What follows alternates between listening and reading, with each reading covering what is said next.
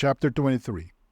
Then Jesus spoke to the multitudes and to his disciples, saying, The scribes and the Pharisees sat on Moses' seat. All things therefore, whatever they tell you to observe, observe and do. But don't do their works, for they say and don't do. For they bind heavy burdens that are grievous to be borne, and lay them on men's shoulders, but they themselves will not lift a finger to help them. But all their works they do to be seen by men. They make their phylacteries broad, enlarge the fringe of their garments, and love the place of honor at feasts, the best seats in the synagogues, the salutations in the marketplaces, and to be called Rabbi, Rabbi by men. But don't you be called Rabbi, for one is your teacher, the Christ, and all of you are brothers. Call no man on earth your father, for one is your Father, he who is in heaven. Neither be called masters, for one is your master, the Christ. But he who is greatest among you will be your servant. Whoever exalts himself will be humbled, and whoever humbles himself will be exalted. Woe to you, scribes and Pharisees, hypocrites! For you devour widows' houses, and as a pretense you make long prayers. Therefore you will receive greater condemnation. But woe to you, scribes and Pharisees, hypocrites! Because you shut up the kingdom of heaven against men. For you don't enter in yourselves, neither do you allow those who are entering in to enter. Woe to you, scribes and Pharisees, hypocrites! For you travel around by sea and land to make one proselyte, and when he becomes one, you make him twice as much of a son of Gehenna as yourselves. Woe to you, you blind guides who say, Whoever swears by the temple, it is nothing. But whoever swears by the gold of the temple, he is obligated. You blind fools! For which is greater, the gold or the temple that sanctifies the gold? Whoever swears by the altar, it is nothing. But whoever swears by the gift that is on it, he is obligated. You blind fools! For which is greater, the gift or the altar that sanctifies the gift? He therefore who swears by the altar swears by it and by everything on it. He who swears by the temple swears by it and by him who was living in it.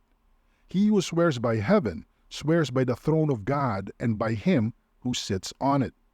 Woe to you, scribes and Pharisees, hypocrites! For you tithe mint, dill, and cumin, and have left undone the weightier matters of the law, justice, mercy, and faith. But you ought to have done these, and not to have left the other undone. You blind guides! You strain out a gnat and swallow a camel.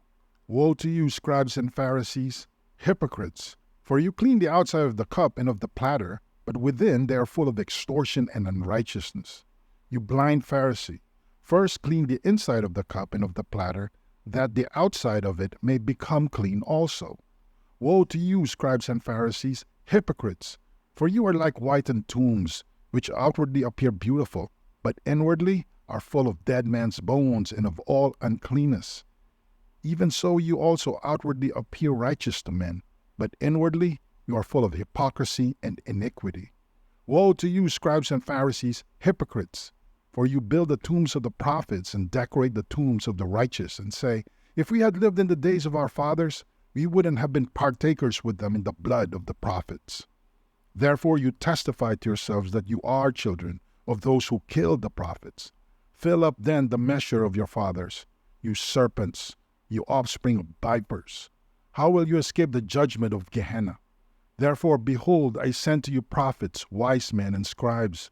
Some of them you will kill and crucify, and some of them you will scourge in your synagogues and persecute from city to city, that on you may come all the righteous blood shed on the earth, from the blood of righteous Abel to the blood of Zechariah son of Berechiah, whom you killed between the sanctuary and the altar. Most assuredly I tell you, all these things will come upon this generation.